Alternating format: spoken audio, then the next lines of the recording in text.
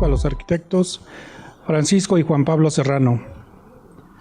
Podría leer una extensa lista de trabajos realizados por ellos. Prefiero, en cambio, hablar de las personas. Tuve la fortuna de conocer a los arquitectos a finales de 1990. Juan Pablo estaba por concluir la carrera y su padre, en colaboración con el arquitecto Teodoro González de León y Carlos Tejeda, habían ganado recientemente el concurso para desarrollar lo que es el Centro Corporativo Bosques. Podría definir las características de ambos en pocas palabras. Francisco Serrano con una disciplina admirable y respeto por la profesión, siempre buscando que los proyectos y por tanto los resultados fueran mejores.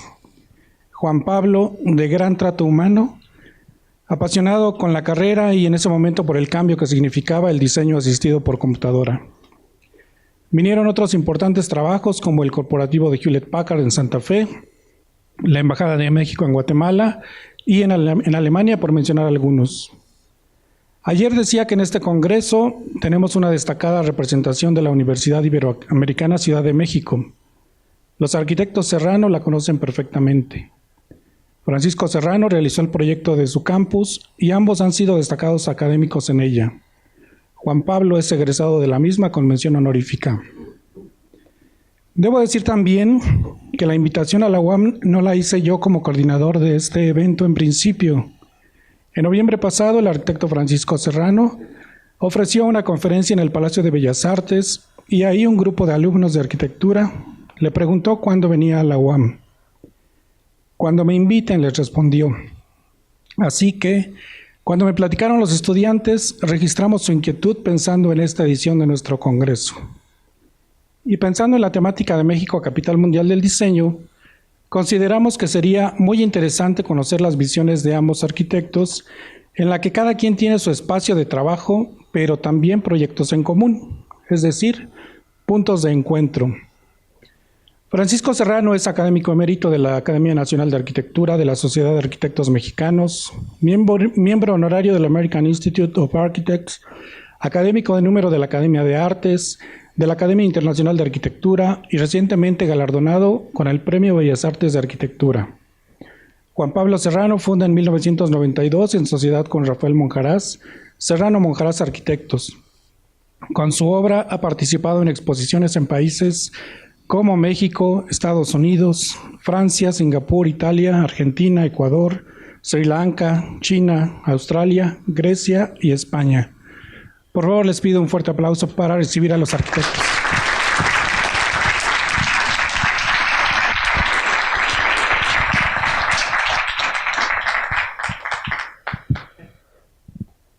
Muy buenas tardes a todos.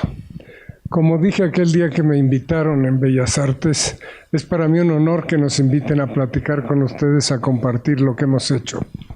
En este caso, como ya decía Moisés, hemos preparado esta pequeña charla. Primero hablaré yo de obras en las que yo he participado y que no ha participado Pablo. Después él hablará de las obras que él ha hecho en las que yo no participo. Y por último hablaremos de las obras que hemos hecho en común. Creo que eso a ustedes les da un claro panorama de cómo debe ser la relación, muchas veces no muy fácil, de padre a hijo en la misma profesión. La nuestra al revés ha sido un gozo, igual que el que yo tuve con mi padre, ¿no? Aquí muestro unas fotografías. Yo soy la tercera generación de los arquitectos Serrano. Este era mi abuelo, que hizo el edificio La Esmeralda, donde ahora está el Museo de Monsiváis, el del Estanquillo, y el edificio que está en la esquina de Motolinía y 5 de Mayo, que en su momento fue el edificio más alto de México. ¿Dónde está esto? ¿No quiere? Este es mi padre, que algunos de ustedes, aquí veo algunos que sí lo conocieron bien, que fue un pionero de la arquitectura contemporánea en México y que, entre muchas otras cosas, hizo el edificio Basurto, que se conozcan, o los que ahorita mostraba yo aquí. No voy a empezar desde que empecé a trabajar, ya son demasiados años, sino tomé algunas obras que creo que son fundamentales en lo que nosotros hemos hecho, ¿no? Es la Embajada de México en Brasil, hecha en el 74 y 75, junto con Abraham Sabludowski y Teodoro González de León, ¿no? No puedo pasar esta cosa, ¿tú me pasas tú? Si han oído hablar de esta embajada, lo que fue característico era que era un terreno muy grande en el cual había que poner la Cancillería al frente, la residencia del embajador al medio y en la parte de atrás las residencias de los que trabajaban en la embajada. En aquella época, que es el cambio en que Brasilia se vuelve la capital de Brasil, no había muchas facilidades en esa ciudad y por eso se hizo esto. Y después, muchos años después, Teodoro y yo tuvimos la suerte de recibir, ya no vivía Abraham, un reconocimiento como la mejor embajada de Brasilia, hecha por los arquitectos brasileños de Brasilia. A ver si podemos. A ver. Con este avance. ¿Con este? Ok. De ahí me paso rápidamente a una obra por la que mucha gente me conoce, que es la Universidad Iberoamericana, de la cual soy de la primera generación. Esta es una obra que lo que tiene interesante es que me ha dado la oportunidad de trabajar ahí con varios rectores, son 6 ya, y seguimos haciendo nosotros las obras. Ahora vamos a hacer una ampliación grande para el posgrado. De esto muestro algunas fotos en un poco de historia, ¿no? O sea, aquí es cuando se cambió la Ibero ahí, donde no había un árbol y existía todavía la pirámide que le llamaban, ¿no? Igual aquí cuando se hace este monumento que está aquí a la derecha, que es un reloj solar que hicimos en memoria de mi padre, a instancias del rector de entonces de la universidad. Este es un edificio que lo muestro dentro de los varios que hemos hecho ahí, porque es el edificio donde está la carrera de arquitectura y de diseño, ¿no? Es un edificio que es muy largo y que acompaña, digamos, a toda esta zona de estacionamiento que en la Ibero se ha vuelto crítico, ¿no? Estamos hablando de que ahorita ya tenemos 5,000 coches allá adentro, ¿no?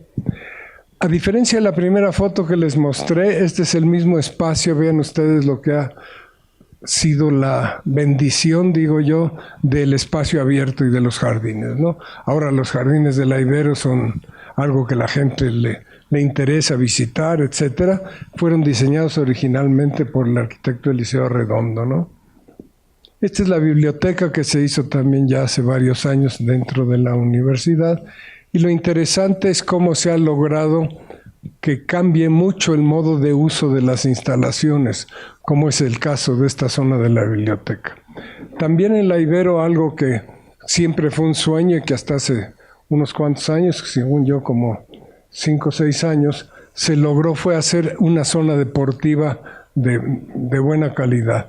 Y entre ellos se hizo este gimnasio, que es un espacio cubierto que tiene canchas de básquetbol, canchas de tenis. Y ahora recientemente acabamos de inaugurar un estacionamiento, que está aquí, para 600 coches más. Esto es uno de los absurdos que tiene la vida en la Ciudad de México, pero con los cuales desgraciadamente hay que seguir jugando. Todos estamos propugnando porque el coche se use menos, el coche tenga esto, el coche vamos a abolirlo, vamos a usar transporte público, pero ante la carencia de él, si no hay este tipo de servicios, ciertas instituciones no funcionan, ¿no? Paso a otro edificio. Este lo hice con Teodoro González de León y con Carlos Tejeda, quienes mencionaba Moisés hace poquito, en el cual lo que es interesante de este edificio es que es la consecuencia del sismo de 85. Como se recuerdan ustedes, prácticamente todos los juzgados desaparecieron, sobre todo los que estaban por la avenida Universidad, y este fue el resultado de este edificio, ¿no? Es un edificio que lo que tiene es una serie de pabellones a donde están los distintos juzgados, y en el centro una calle peatonal que lleva a la parte, vamos a decir, corporativa o social de las cortes, y aquí tiene los principales elementos, ¿no?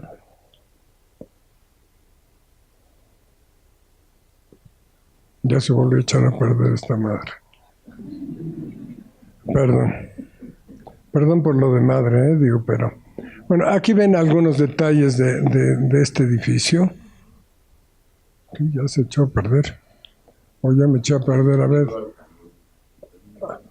Acá arriba. No sé a dónde, pero...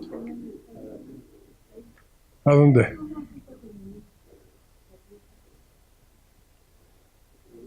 Si me permiten un pequeño lenguaje vulgar, esta fregadera me pasa siempre, ¿eh? Pero yo creo que el burro soy yo, no los aparatos.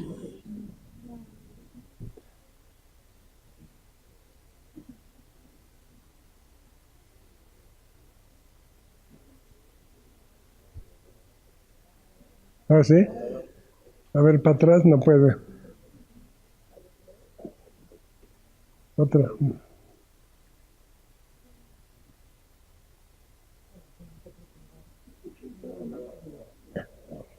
¿Qué tal si tú las pasas? Yo nada más te digo, pásala, ¿no? Sale.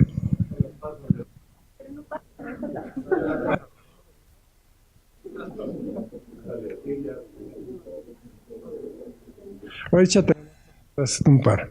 Es decir, algo que siempre nos ha interesado en el trabajo que hacemos es que las escaleras sean siempre distintas en los distintos edificios. Es un sitio al cual van todos, los ricos, los pobres, los que trabajan ahí, los dueños, los visitantes, etcétera, y que les deja una memoria a nuestro juicio especial de cada edificio. Esta es una casa que hice hace muchos años y una vez que nos premiaron internacionalmente.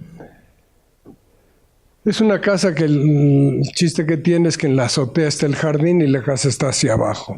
Era cuando empezaba todo este asunto de la sustentabilidad en un sentido más amplio. Hago la aclaración que esto es algo que siempre me interesó. Mi padre fue el que hizo el primer roof garden de la Ciudad de México hace muchísimos años. De ello con mucha facilidad lo que debían ser estos planteamientos, ¿no? Aquí ven ustedes cómo es el sitio, que era un jardín, unas plazas y cómo todo está hacia abajo. Un patio circular, cosa que he hecho muchas veces, he hecho muchos patios distintos por ahí. Y este es otro trabajo, este lo hice con Teodoro, es un concurso que ganamos también en los 90s, y que lo interesante de este trabajo fue convencer a los americanos que querían que hiciéramos una caja de zapatos, así clásica, y en lugar de eso hicimos esto. El entonces que era el director, pero general, que vivía en los Estados Unidos, cuando vino dijo, estos arquitectos ya me convencieron de que no hay nada mejor que dejar que los arquitectos se adapten a sus comunidades. Y así lo dijo, ¿no? La que sigue. Este es el juego del paraguas que da ingreso a los distintos edificios, que son 2 en distintas etapas, y los servicios comunes que están en la parte inferior, ¿no? Aquí ven ustedes los jardines, una más. Otro concurso que ganamos también el arquitecto González de León, el arquitecto Tejeda y yo, para hacer lo que entonces se llamaba el corporativo sin nombre de Arco, sino era simplemente un corporativo de oficinas. En su momento, y creo que sigue siendo, es la obra más grande privada que se ha emprendido en México. Esta llega a tener 600,000 metros cuadrados construidos. Cuando nos invitaron a ese concurso, mi amigo Teodoro y yo nos reíamos mucho y decíamos, nunca lo van a hacer, es demasiado grande. Se hablaba de etapas que se iba a hacer en más o menos 6 años, lo hicimos en 18 años, pero al final de cuentas sí se logró, ¿no? Es un edificio que su planteamiento principal está en que hay unos edificios bajos que rodean, digamos, a los 2 actores principales, y logramos que por primera vez también en la Ciudad de México se pudiera usar la calle como un estacionamiento público. Y a los 30 años que está por cumplirse, el centro del estacionamiento que está bajo la calle pasa a ser propiedad de la ciudad. Esto creo que es algo que que no es común, y también nuestra idea era tener el espacio abierto más grande y lo que llamábamos nosotros un patio urbano, ¿no? O sea, los edificios conforman un patio y en medio están las torres, ¿no? También de origen iban a ser 3 torres iguales a lo que llaman el pantalón, ¿no? Y después, por los azares de la vida y cambios de la sociedad y lo que sea, se llegó a esto. En el camino, lo que es el edificio de la derecha era de unos propietarios que vendieron el terreno, vendieron la otra mitad. Recuerdo que cuando nos enteramos de eso, Teodoro, con una palabra más altisonante que no voy a repetir, dice, pues ya eso, ¿no? Y le dije, pues no, a lo mejor vamos a ver si nos llaman. Total, los señores nos volvieron a llamar y nos volvieron a dar el trabajo y aquí está lo que hicimos, ¿no? Este es otro trabajo, esta es la Embajada de México en Guatemala, que también hice con Teodoro. Con Teodoro tuvimos la fortuna de hacer 3 embajadas, la de Brasil que les mostré al principio, esta de Guatemala y después la de Berlín, ¿no? En esta lo que es interesante es el respeto por los árboles existentes, que son los árboles muy viejos, y que es una embajada radicalmente distinta a las otras 2, por lo que se necesita en Guatemala en esa relación entre países, ¿no? Esta tiene cancillería, tiene un consulado y tiene un sitio de reuniones y de fiestas muy amplio, que usa todo el jardín que está sobre el estacionamiento, ¿no? Es el acceso a la embajada a través de este patio circular. Otra más. Y este es el sitio donde se dan las grandes recepciones. Ahora que viene la fiesta nacional, allá celebran en Guatemala el 16, igual que nosotros. Entonces se hace una gran fiesta a la cual asisten 1000 gentes y cosas así, ¿no? Esta es la otra embajada, también la ganamos Teodoro y yo en un concurso.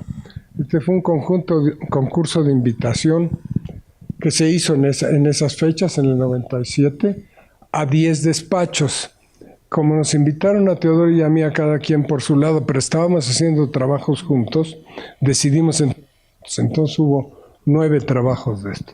Este es un edificio que ha recibido también pues muchas diría yo, publicaciones, celebraciones, etcétera, porque siendo un terreno muy chiquito representa muy bien a México, un terreno muy bien situado, en el cual nosotros usamos estos parteluces, que son la estructura que está en el perímetro, de tal manera que no solo sirviera como estructura, sino sirviera para el sol, y también sirviera para que cuando se ve escorzada se viera como un muro, que es muy común en nuestras arquitecturas. Échala para atrás una, por favor. En este creo que la otra cosa que es muy importante es el patio cubierto. El patio cubierto que da acceso a todos los locales, inclusive al jardín que está en la azotea. Aquí ven ustedes cómo se presenta prácticamente como un edificio cerrado. En cambio, la luminosidad del patio, ¿no?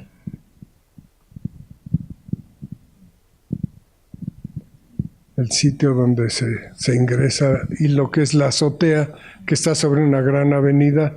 Y gracias a la selección del terreno que no hicimos nosotros, sino lo hizo el embajador Bremer, está en una esquina ahora privilegiada de Berlín. O sea, hacen el circuito turístico del... Dice, esta es la Embajada de México y tal, ¿no? Bien. Este es un edificio al que le tengo un especial cariño. Yo originalmente hice lo que está al lado de la Mancha Roja, es la Escuela de Iniciación en Ciudad Universitaria de Ingeniería.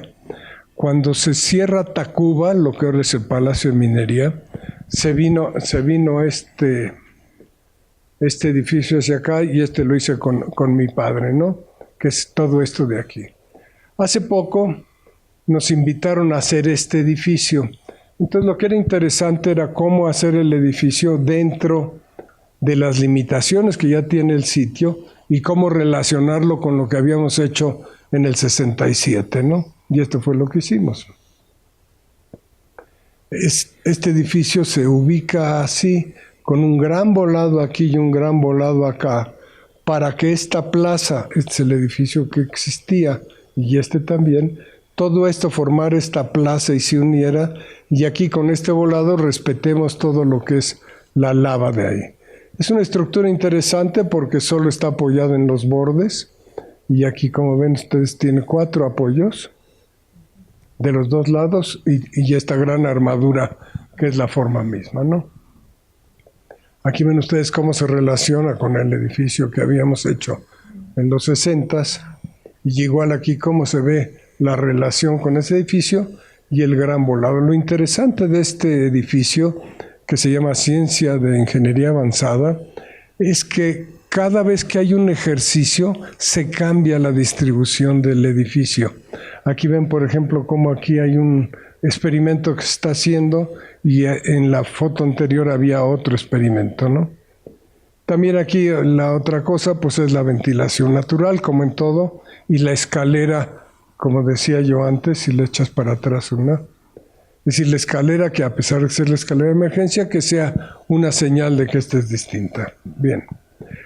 Este es un edificio que ha sido muy comentado por razones que no voy a mencionar ahorita de índole política, pero que ya se logró terminar hace unos años y que está en la zona de donde está la Marquesa del pueblo, se llama Salazar, para los que lo conozcan, pero esto está un valle adentro del Valle de Salazar.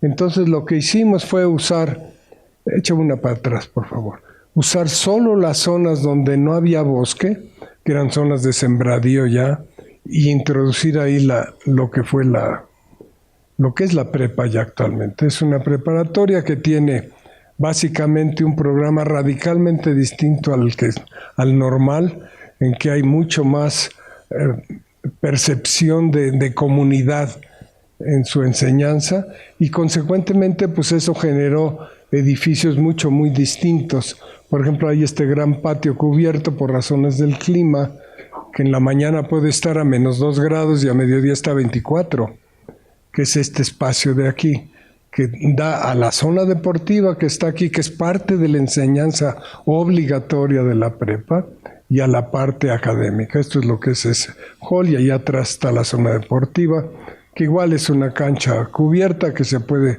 partir y se pueden hacer 3 canchas al revés, tiene público, etcétera, ¿no? Y luego esto que relaciona con lo existente, todos estos muros de piedra, es piedra que se sacó al hacer el camino y con esa misma piedra hicimos eso, ¿no? Este es el acceso del hall. Y la escalera de nuevo, ¿no? Una escalera que es distinta, una escalera que da memoria y que incorpora en este caso muy bien pues al espacio abierto, y es una escalera que va bajando así o subiendo como quieran ustedes y tiene 4 partes, ¿no? ¿Sí? Estas son las circulaciones de la prepa, que también tienen ya otra connotación. En estas zonas hay muebles en los pasillos. Es decir, la educación no solo se hace en el aula, sino se hace en el intercambio, en fin, esto que aquí ven ustedes, ¿no? Esto es importante, igual que el aula.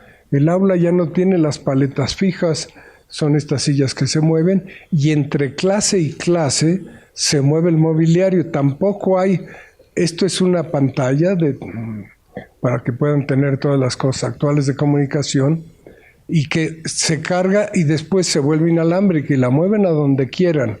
Y aquí tienen pizarrones, o todas las paredes son pizarrón. Es decir, repito que es una manera distinta, ¿no? Después hay pues los clásicos auditorios para distintas reuniones. Aquí hacen lo que llaman ellos de los 3 años simultáneos, ¿no? O sea, no siempre solo son las clases de primero, segundo, tercero de prepa. Hay clases que son para los 3 grados al mismo tiempo, ¿no? Bien. Luego esto es de nuevo el uso de las azoteas, aprovechar las azoteas para jugar, ¿no? En estos 2 casos, una cancha de fútbol grande, una cancha de fútbol rápido, y sobre todo el uso de la azotea y que las azoteas sean jardinadas para todo, ¿no? Y luego la relación que tiene el edificio, que está orientado al sur, pues con el sitio, que es una maravilla, ¿no? Este es otro edificio que ganamos en un concurso, la arquitecta Susana García Fuertes y un servidor, también en Ciudad Universitaria, por la zona donde está el Universum. El Universum está aquí. Esta es una escuela que se llama Centro de Ciencias de la Complejidad. Tan es complejo que no tiene programa arquitectónico. Lo único que hay fijo, échala para atrás, es este pedacito que es la administración. Y estos salones y estos lugares de descanso, etcétera, van cambiando dependiendo de lo que se está investigando. Son investigaciones de distintas disciplinas. Por ejemplo, la primera con la que se inauguró esto, había arquitectos, había antropólogos, había químicos, había filósofos y ya había unas de estas gentes que hacen cosas cuánticas, ¿no? Para un problema X que se tenía, ¿no? Aquí lo interesante del proyecto pues, es que solo nos apoyamos en muy poquitos lugares, la que sigue, para que se entendiera que esto estaba volando sobre lo que es el Pedregal. Como siempre, pues, la ventilación natural, la iluminación natural, etcétera, y cómo el terreno pasa libremente y estos patios están abiertos, o estos huecos están abiertos y cubiertos hasta arriba, de tal manera que tenemos ventilación natural también en los pasillos intermedios, ¿no? Aquí ven ustedes los pasillos y cómo está esto, ¿no? También ahí hicimos un centro de investigación después, que se le añadió a este, que es este, de cosas médicas. Es decir, hacen una serie de estudios la universidad de alto nivel en que muestrean ciertas enfermedades que pueden ser sistemáticas o como ellos llaman asistemáticas, ¿no? Sí, al final de cuentas es investigación de alto nivel. Y aquí igual, ¿no? Pues usamos la estructura para que bajar en pocos lugares y tenemos todo esto, ¿no? Los pasillos de investigación, los sitios donde se trabaja, siempre con una crujía angosta para que permita la iluminación natural mejor de lo normal, ¿no? Este es otro trabajo que también hice con Susana García. Empezamos a hacerlo como se ve aquí en el 2009 y hasta el año pasado se inauguró, que es la nueva entrada al Templo Mayor. No sé si alguno de ustedes haya ido, pero de la Plaza del Seminario, acá está el Zócalo, de la Plaza del Seminario baja una escalera, que esta es la azotea del edificio, donde logramos poner 3 maquetas de la zona de la Ciudad de México, y en la cual se hacen explicaciones, etcétera, y es la nueva forma de entrar al Museo del Templo Mayor, ¿no? Originalmente aquí se descubrió la pieza del Atlatecutli. La pieza del Atlatecutli es la pieza más grande que se ha encontrado en Mesoamérica que sea cromática. Es una pieza que tiene 350 por 4, que está expuesta en el Templo Mayor, en el salón principal. Vale la pena que la vean. Originalmente se iba a quedar aquí y entonces el museo se hacía alrededor de él para poder ver la pieza desde la calle, lo que es Argentina, o desde arriba. Por razones de la excavación arqueológica, siguen excavando hacia acá. Y solo se construyó este pedazo y el paso de Argentina. Aquí ven ustedes cómo es el ingreso. Que nos permite tener la sensación, aquí no hay cristales, de cómo era el nivel en relación a las escalinatas del Templo Mayor, porque siempre lo habíamos visto de arriba. Entonces eso no da la sensación de, digamos, realmente impresionante de lo que eran estas escaleras, y logramos rescatar una serie de pisos y algunas construcciones pequeñas que están en esta zona de aquí, que ahora están en exhibición, ¿no? Después lo que ya decía yo, que en la parte de la azotea están las maquetas de las que se domina el centro, y aquí hay unas fichas bastante bien hechas donde se explica lo que es el Templo Mayor, ¿no?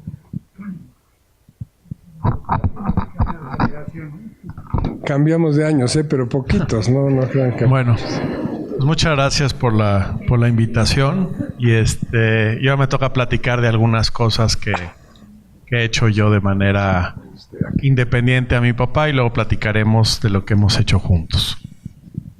Para mí lo que me interesaba, digamos, o la visión que tenemos en la oficina, es que pues, somos arquitectos mexicanos. Somos arquitectos que vivimos en una época de globalización y que de alguna forma tenemos que entender el microclima.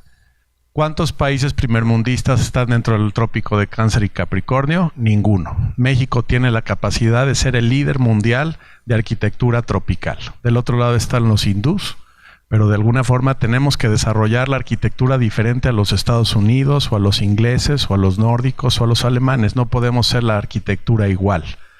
Y creo que es una de las fortalezas que tenemos que tomar en cuenta, sobre todo los nuevos arquitectos que vienen, cómo podemos hacer bien esta arquitectura.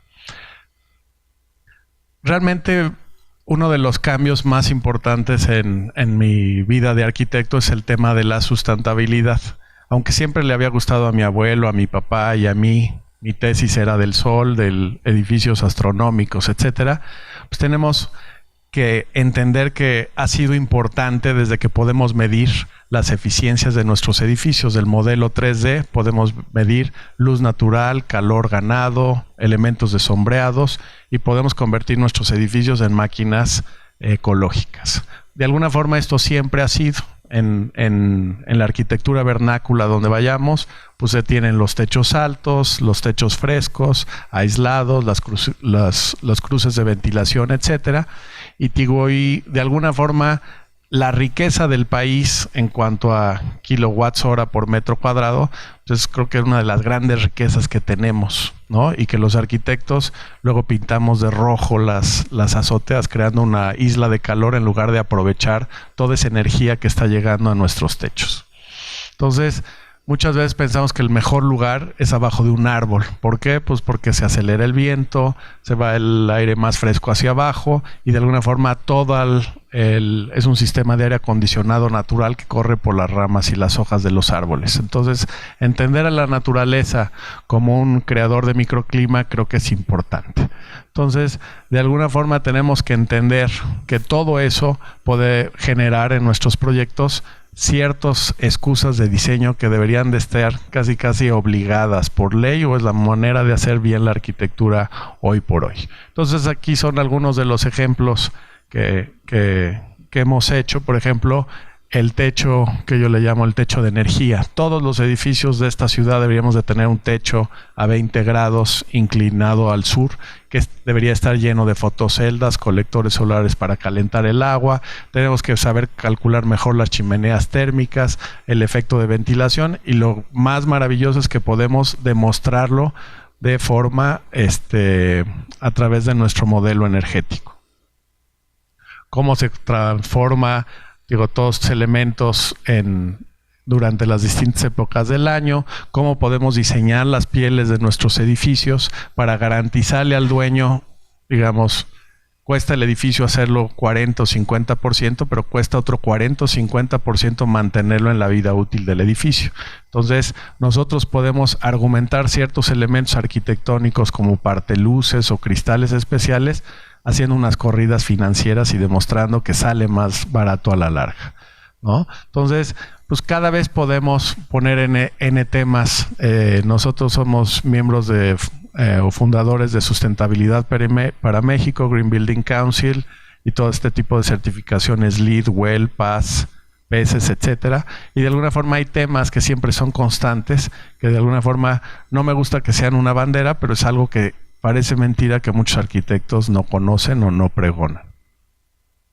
Este es de lo que hacemos y digamos estos son algunos de los ejemplos de algunos proyectos en el que ya se incorporan todos estos elementos. Por ejemplo, que el agua de lluvia, en lugar de inundar nuestras calles y unirlo con el drenaje, la usemos para beber y usarlo en nuestros baños al día siguiente. Creo que es una constante que deberíamos de cambiar. Es una casa en Valle de Bravo, ¿no?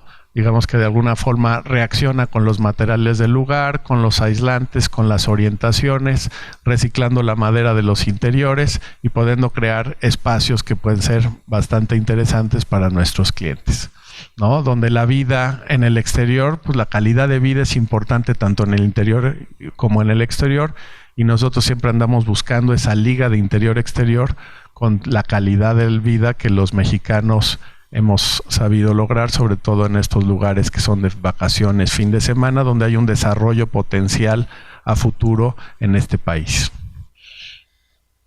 Entonces, saber dónde ponemos los parteluces, cuáles son los elementos ciegos, dónde tenemos los aislantes, etcétera, creo que son importantes. Esta es la primera casa que hicimos, terminamos en el 2007, o sea, hace más de 11 años, que ya tenía toda la iluminación en LED, plantas de tratamiento para reusarla para riego, lavado de coches, excusados. Tiene generación fotovoltaica y generación eólica. Todo el concreto está pigmentado del mismo color que los eucaliptos y es un sistema que es un mecano, donde mucha parte de la obra permite reciclarse, que es otro de los elementos importantes en la sustentabilidad y que nos permite otra vez una integración del interior al exterior. Esta es otra casa que está en San Ángel, ¿no? Donde podemos ver cómo podemos insertar buenos elementos de arquitectura bien ligados con la historia. Tenemos muy buena relación con el INAH, con el INBA, y hay que saber oír a estas gentes que se dedican a defender el patrimonio y cómo podemos hacer arquitectura contemporánea en el siglo XXI. Yo digo que la arquitectura antigua es mejor con la buena, igual que la buena es mejor con la antigua. Entonces, encontrar ese balance de lo nuevo y lo antiguo lo vuelve espectacular. Entonces, ser sustentable es usar también menos acabados, menos materiales que van a ir en un camión, en una huella de carbono, contaminando desde su producción hasta llegar a nuestra obra. Entonces, tratar de usar menos materiales también es sustentable. O sea, aquí un ejemplo de cómo podemos vivir en una obra negra sin ponerle tantos acabados si no los necesitamos. Cómo volver a la calidad de vida del patio, de las dobles alturas y poder tener los elementos importantes de ventilación y de orientación que se tienen. Esta es otra casa que todavía teníamos más el cuestionamiento de cuál era la casa sustentable que podíamos llevar al máximo, y decidimos que el mejor material para hacer las construcciones debería ser la tierra. ¿Y qué tierra? La tierra que está ahí. Entonces excavamos, sacamos tierra, llevamos una máquina, se construyen los bloques y con eso podemos garantizar que el 70% del volumen construido del lugar salió del mismo lugar, ¿no? Lo cual implica un ahorro importante en la huella de carbono, aparte de que la tierra, igual que las cuevas, cuando hace frío es caliente y cuando hace calor son frescas, ¿no? Y tienen un control de humedad. Entonces creo que el desarrollo de las casas de tierra creo que es una cosa importante que tenemos que desarrollar, y sería muy interesante ver arquitectura de tierra con los colores de tierra que tenemos en toda la República. Entonces, otra vez el espacio, la integración del interior al exterior, y estos muros celosías que dejan pasar la luz del oriente, del poniente, y volver a utilizar azoteas, jardines como un lugar más para vivir al aire libre, dado que nuestro clima lo permite. Estos son los techos que estaban preparados como el techo energía. Les puedo decir que ya con el costo más bajo de la energía, todos estos techos ya están cubiertos todos de fotoceldas, e incluso pues ya hasta los coches de esa casa son eléctricos que se cargan con el sol, ¿no? Que ese debería ser parte de nuestro concepto de movilidad cuando necesitamos la parte eléctrica. Luego, otra cosa que también se hizo un estudio con las gentes del UNAM es la parte de la geotermia. Está comprobado que 3 metros abajo de cualquier terreno tenemos el promedio de la temperatura del lugar. ¿Qué quiere decir? Que el promedio en esta zona de la ciudad son 17 grados, entonces podemos tener, cuando hace 4 grados, calefacción gratis dado por la tierra, y cuando hace 29 grados tenemos aire acondicionado gratis. Entonces, ¿dónde están los nuevos arquitectos haciendo este tipo de arquitectura? Es parte de lo que los vengo a invitar. Luego, de alguna forma estamos conscientes que la arquitectura en las ciudades debe ser densa o hiperdensa. ¿Por qué? Para que no queremos que la mancha urbana siga creciendo, sino tenemos que apoyar, desde mi punto de vista, todos estos planes para poder densificar la ciudad donde hay infraestructura y donde hay movilidad. Entonces, de alguna forma tenemos que empezar a trabajar mejor la arquitectura densa, pero otra vez con calidad de vida y pensando que se hace en planta baja. Este es un departamento que que hicimos, que digamos es lo que nos gustaría que pasara más en nuestros edificios, en donde es una forma de poder crear calidad de vida con dobles alturas, jardines, espejos de agua, en el que independientemente de que en qué piso te toque vivir, debemos de hacer algo más que cajas de zapatos, ¿no? Entonces, tenemos que empezar a construir ese discurso de torres altas de calidad de vida. Una de las cosas importantes que habla de las ciudades son las oficinas, ¿no? Por ahí dice Norman Foster Foundation de que las ciudades es un lugar de oportunidades, ¿no? Y es cierto de que aquí hay educación, aquí hay salud, aquí hay entretenimiento y aquí hay muchos negocios.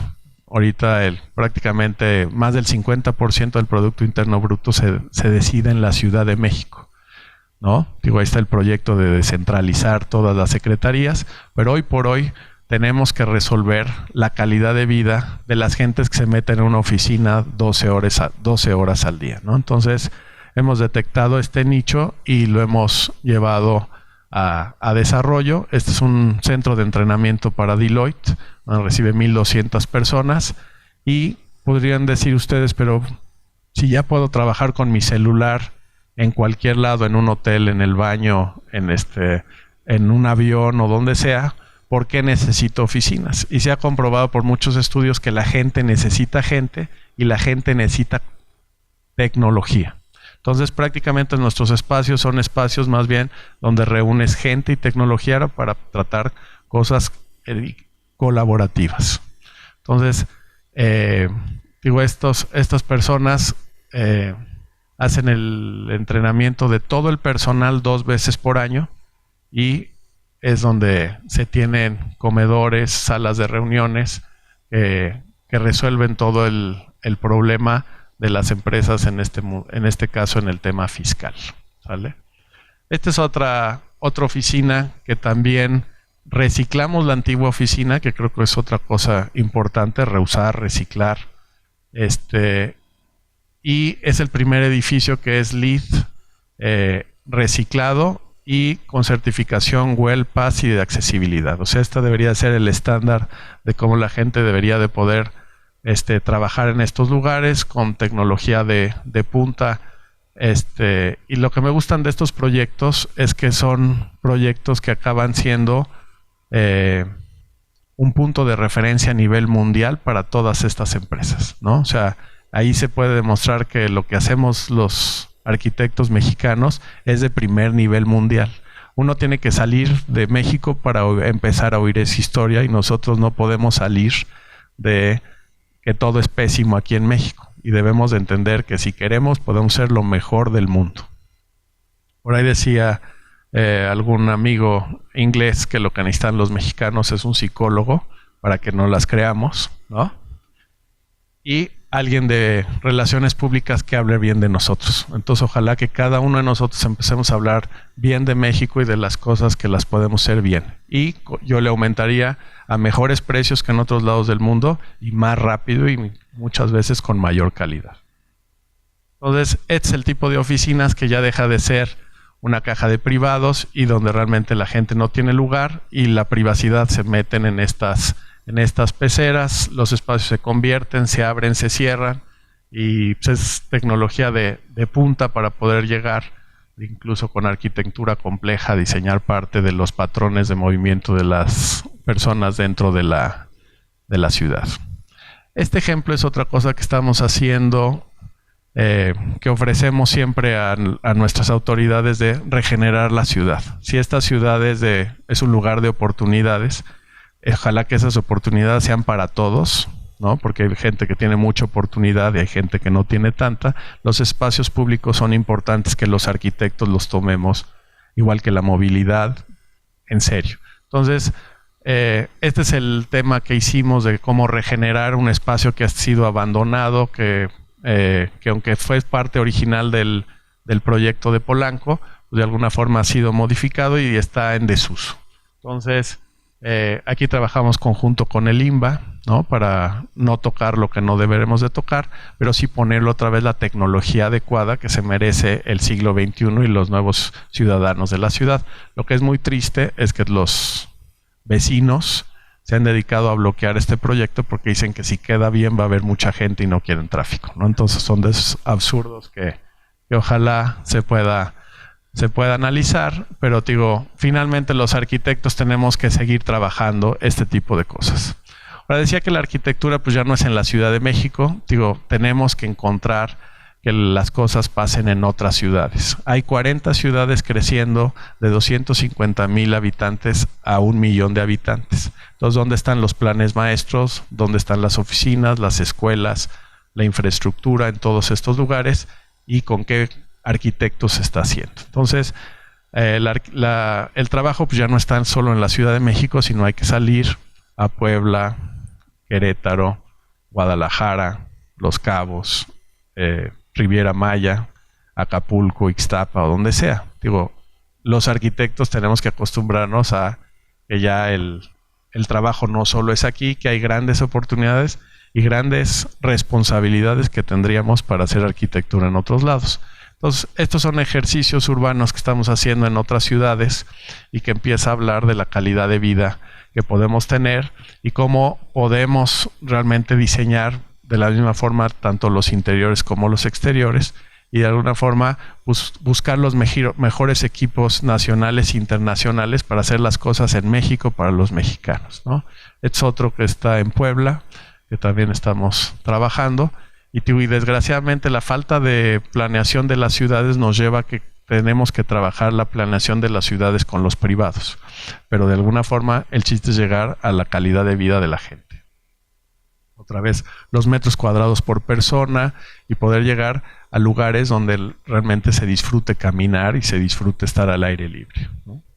Este es otro proyecto que estamos haciendo en Puebla. Aquí lo estamos haciendo con otros amigos de Londres, en UHA London.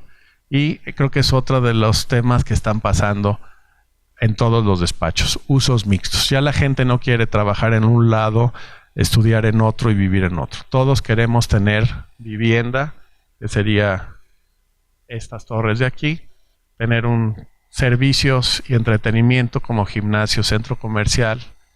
Se está salvando el casco de una hacienda en esta zona y tenemos lugar para oficinas y hotel. Entonces, esa ciudad la tenemos que provocar los arquitectos de usos mixtos y que los permisos permitan tener esos usos y que ojalá 5 cuadras pudiéramos tener todas las opciones y dejar de usar coches. Entonces aquí pues, está todo inspirado en los volcanes y de alguna forma que tenga esa claridad y calidad de vida que se puede tener en todos estos espacios. Nos ha tocado hacer otro tipo de cosas más ligados al tema de los restaurantes, hospitales, hoteles y todos estos temas de salud. En este caso es el spa de un conjunto privado. Otra vez es un spa muy premiado. Ese es el spa privado más grande de Latinoamérica, ¿no? Entonces, otra vez un ejemplo de que si queremos hacer las cosas podemos hacer alta calidad de diseño y a mejores precios que se pueden hacer en otros lados. Aquí también se hizo el puente para no tocar la barranca y poder entrar a la zona de los edificios y estamos trabajando en los planes maestros y en los conjuntos de los edificios. Este es otro ejemplo de otro giro que es una escuela.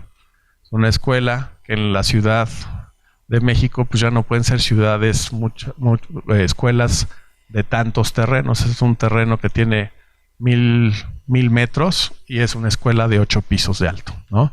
Quizá eso antes lo hubiéramos oído nada más en Japón, ¿no? Y pues aquí ya tenemos la primera escuela de alta densidad, ¿no? Entonces tenemos que acostumbrarnos a cómo hacemos cosas de calidad de alta densidad, donde otra vez tenemos luz natural, sorpresas de espacios, fuentes, jardines, etcétera, aunque estemos montados sobre unos elementos de otro tipo.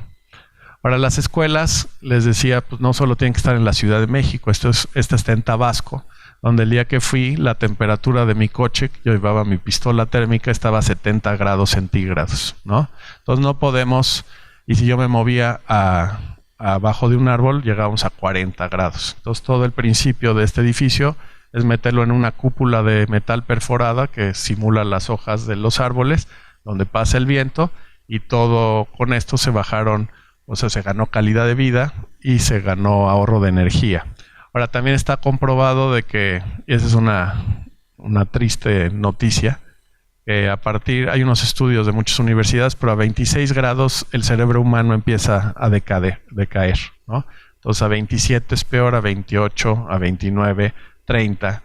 Y pues sí podemos ver que nuestras costas mexicanas muchas veces tienen promedios de 28 y 30, con lo cual podemos decir que la gente que vive en las playas quizá están 20 o 30% abajo de sus capacidades mentales, ¿no?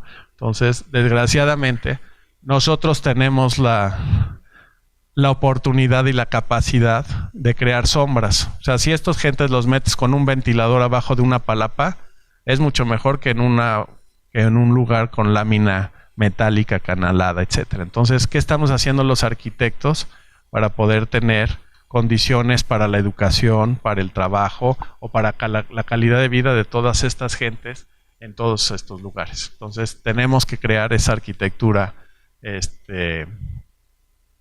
que permite tener los cobijos del sol y de la temperatura. Este es otro proyecto que hicimos en la zona de Querétaro, y era en un lugar donde no había nada, ¿no? Entonces muchas veces la arquitectura tiene que empezar a poner la primera piedra de un desarrollo de una zona con calidad, ¿no? Entonces aquí hicimos, es una bodega de vinos, son 30 hectáreas de vid, y otra vez pensamos que excavar 6 metros era la mejor opción. Entonces excavó 6 metros y todo el vino, por humedad y temperatura, se conserva sin consumo eléctrico bajo la tierra. Y era muy importante demostrar a través del edificio cómo se hace el vino. Entonces todo el edificio es de concreto, tierra y metal. De los campos sube la uva por esta rampa que mide 70 metros, se aplasta en la parte de arriba, baja una sala de tanques, que es esta, y de ahí baja la barrica, que es subterránea, ¿no? Lo que es interesante es que después de haber hecho este proyecto y otros que hay en la zona, estas personas reciben hasta 1,200 personas cada fin de semana para visitar el viñedo. Entonces, el hacer las cosas bien hacen que luego las actividades productivas o el éxito del país depende de buenos ejercicios que se pueden hacer como esto. Entonces, ahí están las salas de tanques, todo está ordenado, modulado, y esta es la parte que excavamos bajo la tierra, donde están toda la zona de barricas, y en la parte de arriba hay un mirador con un restaurante y un bistró. ¿Vas? ¿Sigo yo? Bueno, ahora, de alguna forma,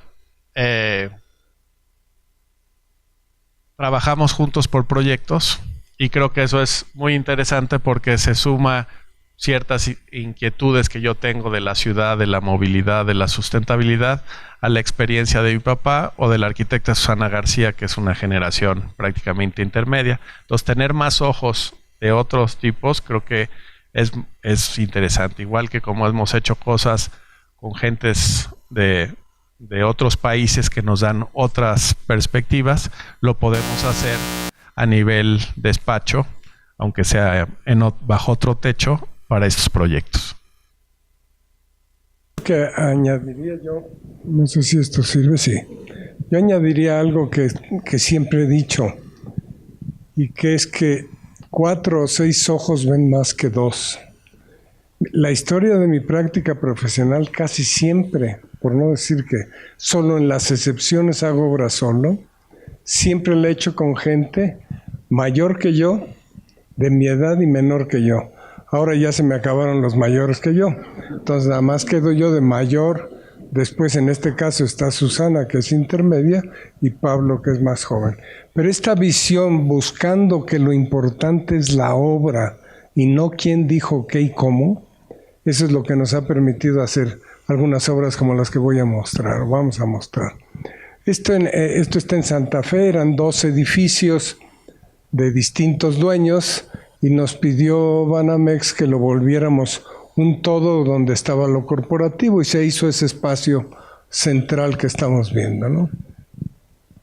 Aquí lo que era interesante es como 2 edificios que iban a ser de oficinas se tenían que convertir en un solo edificio y lo hicimos por el espacio central. Ese es el acceso nuevo que se hizo. Y ya, de nuevo, esta cosa que platicaba yo al principio, y la escalera, esta es una escalera interna que se hizo entre los pisos para evitar el uso excesivo de los elevadores, y pues es una escalera que da memoria, ¿no?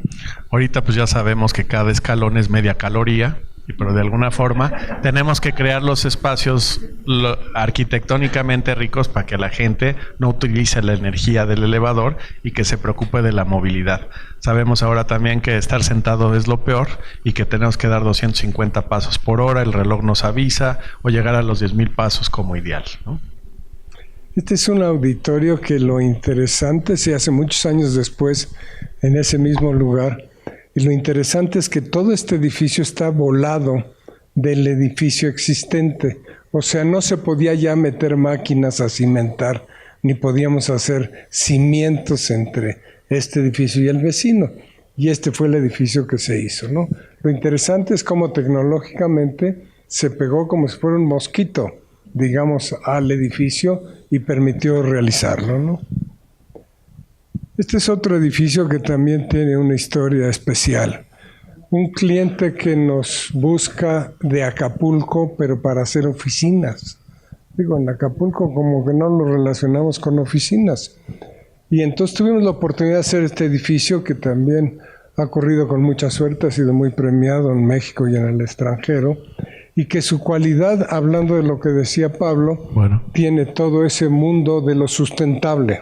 Sí, pero nosotros antes decíamos que había que usar el sentido común, ¿no? Ahora ya todo eso tiene nombre y apellido, ¿no? Pero de alguna forma todos esos principios que vienen desde el abuelo, ¿no? Del espacio, de la integración, de las dimensiones, de los vacíos, de las escaleras, de la integración de los jardines, de las terrazas, de las vistas, pues ahora ya es algo que están en los resultados de todo. Entonces, este fue, digamos, Banamex fue el primero, este creo que fue el segundo que hicimos de cero, y aquí le hicimos a las colindancias todos estos perforados que permiten que pase el viento, que tengamos barrido en los laterales, y realmente es un edificio que es una caja de cristal dentro de esa primera piel de concreto. Tenemos un gran vacío que es donde están los elevadores, y tenemos un plato verde sobre un espejo de agua, y de alguna forma responde al sur, estar cerrado, oriente y poniente a los agujeros, y abierto hacia la fachada norte.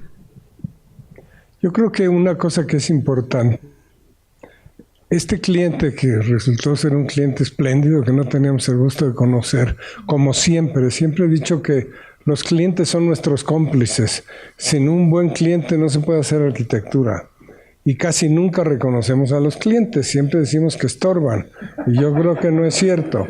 Yo creo que es exactamente al revés. Entonces, en este caso particular, el hecho de que el cliente se haya entusiasmado para hacer cosas que en ese momento pues no eran comunes. Hablo de lo que ya se dijo de la doble fachada, de la fachada ventilada, hablo de los pisos de cristal que permiten que pase la luz, hablo del aislamiento a base de estas celosías, etcétera, y que junto con eso le interesó tanto esto que se volvió un coleccionista de arte ahora de primer nivel, ¿no? Para ti, ahorita también hay varios estudios que para que una empresa tenga mejor productividad, parte de lo importante es el apropiarse o el estar orgullosos de su edificio o lugar de trabajo. De alguna forma, los arquitectos tenemos que crear estos espacios, como podría ser esto, que en su momento pues, volvieron a esta empresa mucho más productiva, con otro valor, etcétera, para poder llegar a los niveles que se tienen, ¿no? Échalo para atrás. Lo que es interesante es cómo el intersticio entre la fachada perforada y la fachada de cristal permite no solo espacios verdes, sino también arriba se ve que hay un piso de cristal que tiene macetas. Entonces, como todo esto lo que hace es un ambiente fresco, natural, y obviamente el consumo del aire acondicionado de este edificio con los vecinos de por ahí, pues es menos de la mitad.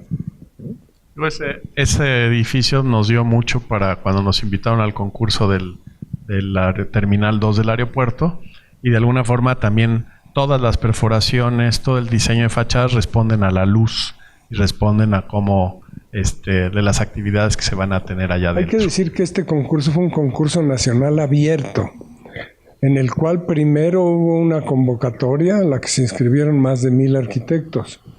Después la Secretaría de Comunicaciones seleccionó a 300 y pico. Y de esos 300 y pico solo entregaron, confirmando que iban a participar 50 y tantos. Y en la realidad solo entregaron 30 proyectos. Esto habla un poco del esfuerzo que significa hacer un concurso. Y por eso se los menciono. O sea, hay que estar convencidos de que tenemos oportunidad de ganar y que entonces hay que meter esfuerzo desde todos puntos de vista para lograr esto. En este caso, lo más importante en nuestra propuesta es que en lugar de ser un aeropuerto lineal, es un aeropuerto que permite, a base de los dos puentes, que las distancias que usa el que va a abordar un avión son mucho menores, número uno. Número dos, también aquí, como decía Pablo, en otros edificios, es un uso mixto. En la azotea del acceso está el hotel y después en la parte de hasta la derecha está el estacionamiento. Y la distancia más grande que hay de punta a punta son 600 metros. Si quisiéramos hacer esto mismo en los clásicos edificios como lo que era la Terminal 1, lineal, si se fijan, ese tiene 30 puertas. Nosotros aquí tenemos 40 puertas para llegar a las 70 en un área muchísimo menor, ¿no? Entonces yo creo que esto es un asunto que habla de la geometría entendida como aquello que permite muchas ahorro de energía, ahorro de esfuerzo, etcétera, ¿no? Y este es un ejemplo de cómo también las constructoras, los ingenieros en aeronáutica y los arquitectos, aunque no éramos expertos en aeropuertos, podemos volvernos expertos, ¿no? Rápidamente y hacer un buen edificio. En esto, de nuevo, ¿no? La cuestión de la ventilación natural. El aeropuerto tiene ventilación e iluminación natural en todos lados y solo tiene aire acondicionado en las salas de última espera. Y tiene aire acondicionado ahí porque es un requisito de la IATA, que es la asociación que maneja los aeropuertos, de que ese sitio sí tiene que tener temperatura controlada. Pero todo esto que se ve aquí, que muchos de ustedes seguramente ya conocen y ya han sufrido, que ahora está muy modificado, verán que siempre tienes una luz natural y ventilación natural. Aquí se ve que los agujeros meten la luz, en las paredes, en los techos, los domos, los pisos de cristal meten la luz a los pisos de abajo. Entonces, este mismo búsqueda de la luz dentro de los espacios es el resultado de estas formas. Hay gente, por ejemplo, en el extranjero, cuando alguna vez nos han premiado esto y hemos ido a hablar de él, échala de anterior. Dice, ¿y cómo le hicieron para que les quedaran derechitos los agujeros? Porque si ustedes ven en muchos ejemplos en el extranjero, no hacen estas cosas porque como todo es más bien prefabricado, es muy difícil de hacer que coincida. En este caso, gracias al ingenio de los mexicanos, lo que se hizo fue después de N pruebas decir, pues vamos a abrirlos a mano. Y la habilidad de la gente en México para hacer el círculo y botarle al tablarroca eso y meterle un casquillo que tiene de aluminio, llegaban a ser más de 100 al día. Digo, esto habla de muchas cualidades que se tienen y que pues, hay que buscarlas y descubrirlas, ¿no? Obviamente no hay un elevador ni una escalera eléctrica en cada puerta. Está hecho muy para la economía de México, ¿no? Y sabíamos que la vida útil de este edificio iba a ser 12, 15 años por las corridas. Entonces, la solución no era esta, nada más nos daba unos estándares de metros cuadrados por pasajero que ya no podía dar la Terminal 1, y si no crecían, digamos, la parte de los servicios al pasajero, les podían quitar muchas rutas al aeropuerto, ¿no? En este edificio también algo que se hizo por primera vez, digamos, por primera vez quizás en lugares del mundo, fue todo lo que se refiere a la seguridad del pasajero y a la revisión de los equipajes. Piensen que esto viene del famoso 9/11, que hoy es el día que se cumple la gran tragedia de los americanos, y que puso muchas reglas para todo esto. Y el equipo que maneja todo este control de equipajes fue la primera vez que se hizo de alto nivel. Todas las maletas se revisan, todas, si tienen algún riesgo, vuelven a pasar, etcétera, ¿no? Y también se tienen mejores espacios para los arcos de seguridad y los controles, ¿no? Uh-huh. Este es otro edificio que hicimos en Guadalajara.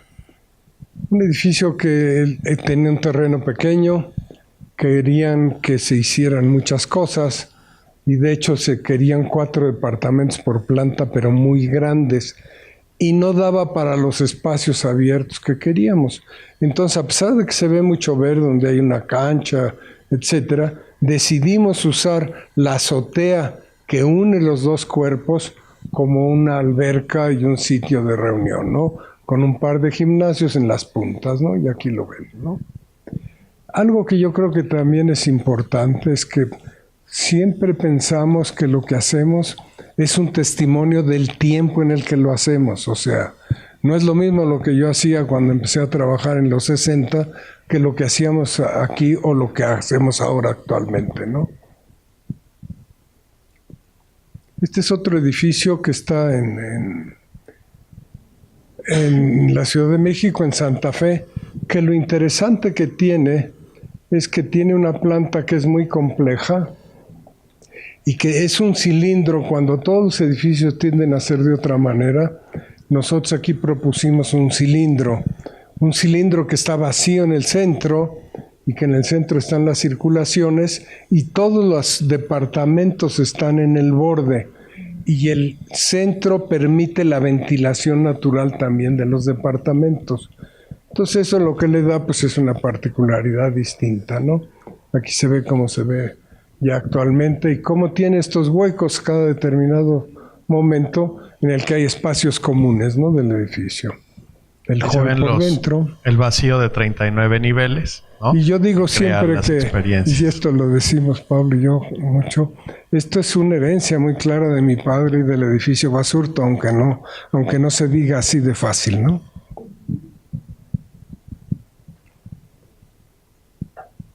Este es otro concurso que ganamos en Cabo San Lucas, y desgraciadamente la gente que llevaba este proyecto se mató en un avionazo, la gente del gobernador, y solo se pudo completar el 20% con muchos trabajos, pero era el Museo de la Biodiversidad. Los Cabos, pues sabemos que es la capital del mundo de las ballenas y de otras especies. El Mar de Cortés es uno de los lugares más ricos de México, del mundo, y pues hay que promocionarlo. Pero aquí vamos a tener el Museo de la Biodiversidad, igual que uno que hizo Frank Gehry en Panamá, con muy buenos resultados, o lo que pasa en muchos otros lados del mundo. Entonces iba a haber centro de investigación, biblioteca, museos, cosas de arqueología, de arte, danza, y lo único que logramos terminar es el auditorio de 800 personas, 3 cines de arte y un auditorio al aire libre para 1,200 personas.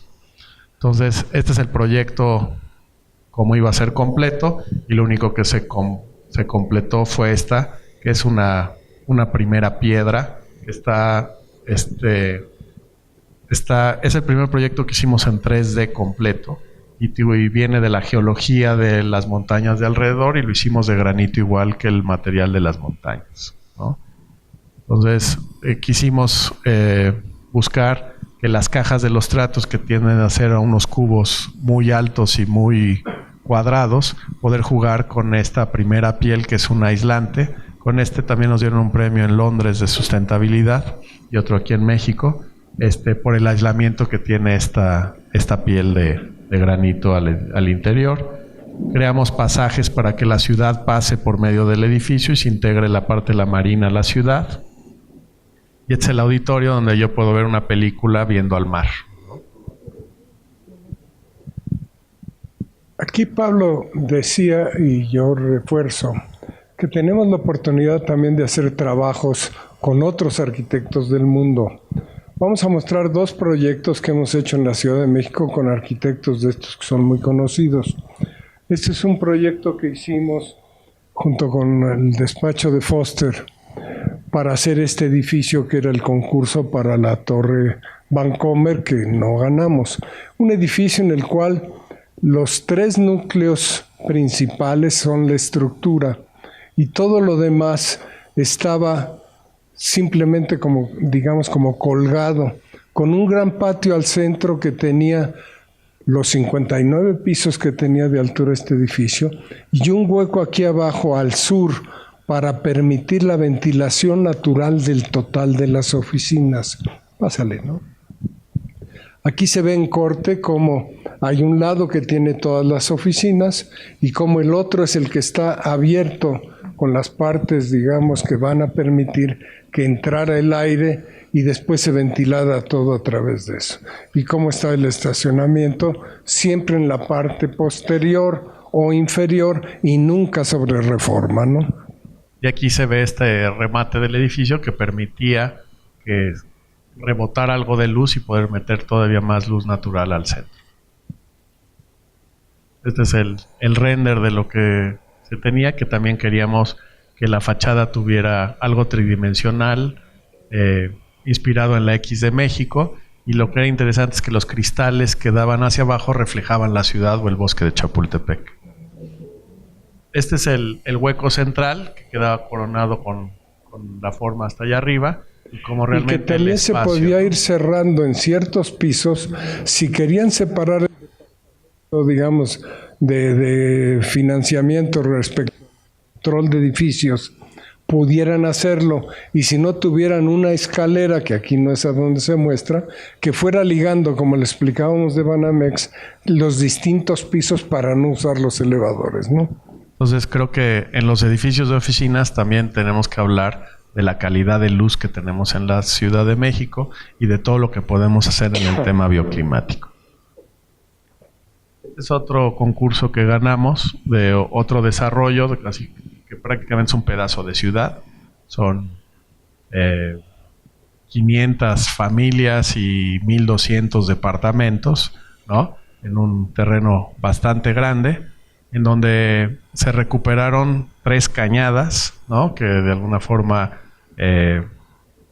son del gobierno, pero se cuidan, digamos, por medio de los privados, y en el que también son el resultado de esta búsqueda de poder tener mejor movilidad en la ciudad a través de estos, son los puentes de los poetas, y que podían dar acceso a mucha gente que trabaja en Santa Fe y pues ya puede vivir más cerca de donde trabaja. Este es el proyecto completo, ¿no? Aquí se ve 1, 2, 3 cañadas y otra pequeña por acá. Y la cañada principal, que es esta, es donde decidimos poner toda una línea de edificios. Tenemos un parque que también es una herencia del abuelo, ¿no? Cuando hacía el Parque México, el Parque de los Espejos de Polanco, o los parques de Vista Hermosa, etcétera. Siempre un proyecto de ciudad debería tener un área verde, ¿no? Eso nos dan los metros cuadrados que necesita la gente, y ojalá todo mundo esté a menos de 5 cuadras para llegar caminando al parque, ¿no? Curiosamente, esas colonias siguen siendo las de más plusvalía de la ciudad. Entonces, ¿dónde estamos los arquitectos haciendo pues casi un parque por colonia, ¿no? Entonces aquí hicimos el parque de la colonia, tiene un club deportivo en la parte final, y de alguna forma es el punto de reunión, el parque y el deporte. Están integradas todas las plantas de tratamiento, se usa pura agua tratada en el conjunto, se evoca el uso de agua de lluvia para volverla potable, etcétera, ¿no? Este es el tanque de agua, que es un mirador de la ciudad. Este es el club deportivo, donde realmente pues, se da la convivencia de las familias, que llegan a ser casi 2,000 familias. y este es uno de los primeros edificios que nos tocó hacer a nosotros. ¿Vas? Yo creo que en esto lo que es interesante es como muchas cosas que quisiéramos que se hagan en la primera tanda, no sucede. Este edificio iba a ser todo de un jalón. Y para que se den idea, empezamos en el 2005 y apenas está terminando el último. Pero creo que cuando los edificios tienen la posibilidad de entender lo que sigue, sea por uno mismo o por otros, se puede lograr que haya una integración. Aquí se ve cómo está la primera, la segunda y la última etapa, y cómo todas las azoteas del estacionamiento, etcétera, son área verde que se junta con los jardines del lugar, ¿no? Este ya es un parque, prácticamente el parque más grande de todo el conjunto está en la azotea de un estacionamiento, ¿no? Entonces aquí se ven las formas de los edificios, los bloques de las escaleras de emergencia, elevadores que salen para todo el paso del gas, y un poquito cómo se aprovechó la topografía para poder tener los estacionamientos abajo, y cómo se van dando esos espacios de calidad de vida en distintas partes del edificio, como lo platicábamos, la alberca que está volada y el conjunto de todo este parque, ¿no? Que aunque sean aquí 400 familias nada más, a diferencia de este que es de 2000. Es otro concurso que nos invitaron y también perdimos. Hemos perdido muchos, como se siempre necesitas que, primero lo más difícil es que te inviten a 10, ¿no? Y de esos 10 generalmente pierdes 6, ¿no? Entonces, por eso el margen pues de bateo pues no es el que quisiéramos, pero pues no está mal. Pero lo que sí queremos es que cada concurso nos dé algo que aprendamos y podemos aplicar en otros proyectos. Entonces este era el proyecto más sustentable de todo el país, ¿no? Donde íbamos a poner todos los sistemas de generación fotovoltaica, de concentradores solares, movimiento eólico, se iba a regenerar la demolición dentro del mismo edificio. Aquí trabajamos con unas gentes de Chile y del MIT para poder hacer todos estos cálculos, pero finalmente no fue suficiente, ¿no? Entonces, aquí estamos poniendo más árboles de la zona de Chapultepec, que son los ahuehuetes, y vamos a tener una serie de cuerpos de agua, y vamos a regenerar a través de este edificio toda esa parte del bosque de Chapultepec. Ahí se ve el conjunto y la integración a través de este edificio de más partes del conjunto, y la integración de la tecnología en todas estas salas para poder crear espacios comunes, espacios de tecnología y la flexibilidad que necesita un museo. Era interesante que incluso teníamos en las rampas del edificio, bueno, teníamos un lugar para ir a hacer ejercicio y generar electricidad. Los mismos pasillos del museo y las rampas generaban electricidad a través de unos elementos piezoeléctricos, y creo que es algo de que, aunque aquí se perdió, es algo que a futuro deberíamos de seguir buscando, ¿no? Integrar que la movilidad de la gente se vuelva parte de la energía del edificio, no solo para lo que consume el edificio, sino para poderle regalar alrededor todos estos recursos, que ese es el tema de resiliencia, de curar todo lo que está alrededor de nuestros edificios. Este era el espacio central, que se coronaba con la techumbre solar bastante importante, y esto es lo que les decía al principio. Ya en todos nuestros proyectos podemos saber qué tanto calor, qué tanta luz natural va a ser, y si se fijan, también podemos saber si va a haber mucho calor y si va a haber mucha luz. Entonces, con estas gentes siempre nos mandan del anteproyecto, digamos, lo que nosotros queríamos, y nos dicen, pero a ver cómo le haces, qué elementos arquitectónicos le pones, pero nosotros queremos quitar todo lo que es rojo y queremos quedarnos con unas situaciones más moradas. Entonces, a través de eso ponemos parte luces, dobles vidrios, etcétera, y podemos ecualizar lo que queremos hacer desde el proyecto y poder justificarlo desde el inicio. Este es otro concurso que realizamos hace poco, como saben, para el famoso NAICIM, que le dicen ahora, que es el nuevo aeropuerto internacional de la Ciudad de México. Eran 8 grupos de arquitectos, nosotros teníamos este grupo, Susana Pablo y yo, junto con el despacho de Zaha Hadid. Esta fue nuestra propuesta. Esta, desde luego, también, como decía Pablo, tiene la participación de muchos especialistas en aviación de otros lugares del mundo. Aquí había gente que eran chinos, habían gentes que eran americanos, habían gentes que eran europeos y desde luego estábamos nosotros los mexicanos.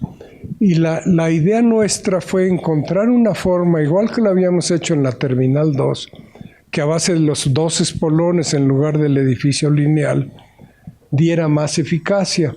Entonces, juntos, sobre todo con el especialista chino, que ha hecho 120 aeropuertos ya en el mundo, encontramos que una forma como esta lo que hace es que las distancias de los aviones a las puertas se hacen más chicas. Y lo que quiere decir es que en esta parte central, si digamos, si tuviéramos como el que ganó todo esto, nosotros tenemos muchos más aviones, dado que tenemos estas partes centrales. Entonces las distancias se hacen cortas y el edificio podía ser más compacto. Al mismo tiempo nosotros teníamos más área en medio para todos los servicios generales, cosa que aquí en el nuevo pues va a estar un poco apretado, ¿no? Y luego también la otra cosa importante es que estábamos usando lo que es el estacionamiento ahí como un símbolo que recuperara lo que era el... Y en la azotea había un lago que era la misma figura que tenía el lago original de Texcoco y que fuera un lugar público, o sea que fuera un parque de la zona. Nos preocupaba mucho la relación del actual aeropuerto con el nuevo aeropuerto y sus ligas y cómo eso deja estos enormes vacíos que deben ser la nueva planeación de la Ciudad de México en la parte oriental. Y por eso también sugeríamos este tipo de elementos que de alguna manera, independientemente de todo lo sustentable que hemos estado diciendo, se volvieran propios de la gente de la zona. O sea, eso que se ve ahí al centro era la parte, digamos, de negocio que sale solita, pero es la que sigue después, es como el parque del aeropuerto. O sea, un sitio donde puede ir la gente. A todo el mundo le gusta ir a ver los aviones, y sobre todo cuando hay niños, etcétera. Y luego también casualmente, aunque no buscada, encontrábamos que la lectura de estas azoteas del edificio de alguna manera tienen mucho que ver con el arte prehispánico, ¿no? Esta es la planta de cómo trabaja y digo, y curiosamente el que ganó y nosotros algo se parecen contra los otros competidores que sí habían hecho cosas totalmente distintas, ¿no? Nosotros lo que queríamos incorporar también son una serie de jardines, espacios abiertos para dar calidad de vida más allá de puros pasillos, ¿no? La otra cosa que es interesante es que todo lo que son, digamos, las áreas de abordaje de los aviones estaba hecho con una estructura, digamos, normal, como la que hicimos en la T2, que es de concreto, etcétera. Y en cambio, toda la cubierta de lo que usan los pasajeros en su zona central, todo era de lona para que no pesara. Una lona nueva que investigamos que estaba sucediendo en algún sitio de investigación en Europa, que es una lona que era doble y que entonces permite luz, permite aislarse térmicamente y además tiene condiciones acústicas desde el punto de vista interno, ¿no? Y esa era la imagen que perseguimos, ¿no? Sí, esto permite pues apagar las luces, ¿no? Todo el día, ¿no? Y poder crear un México contemporáneo que creo que puede seguir existiendo. Ahí en la fotografía.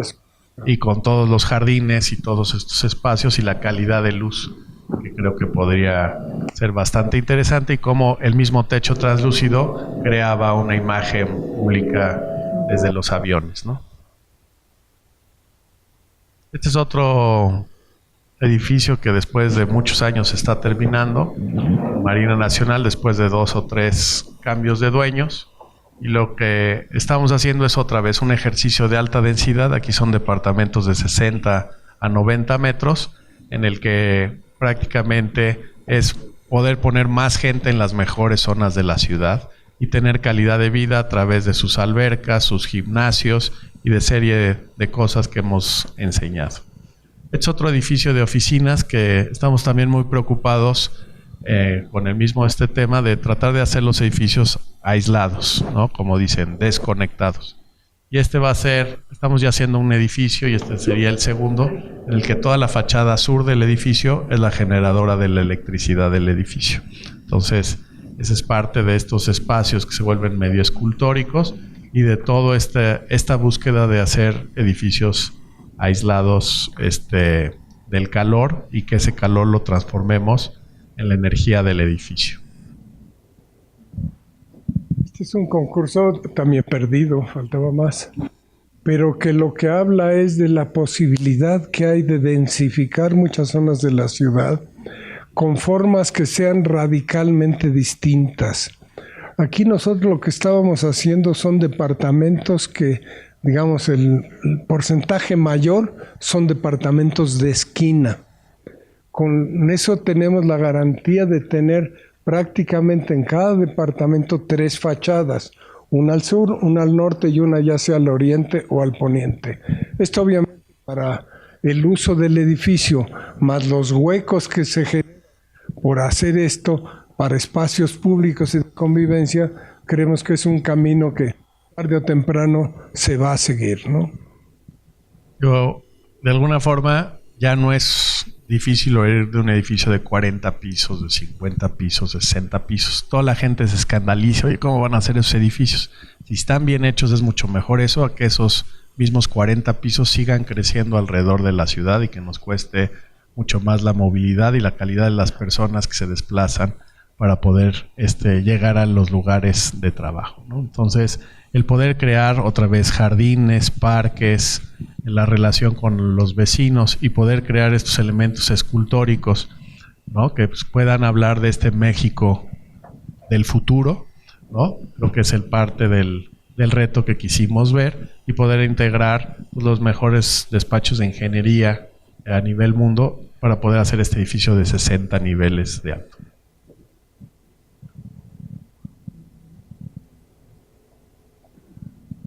Creo que es todo. Creo que muchas gracias por aguantar tanto.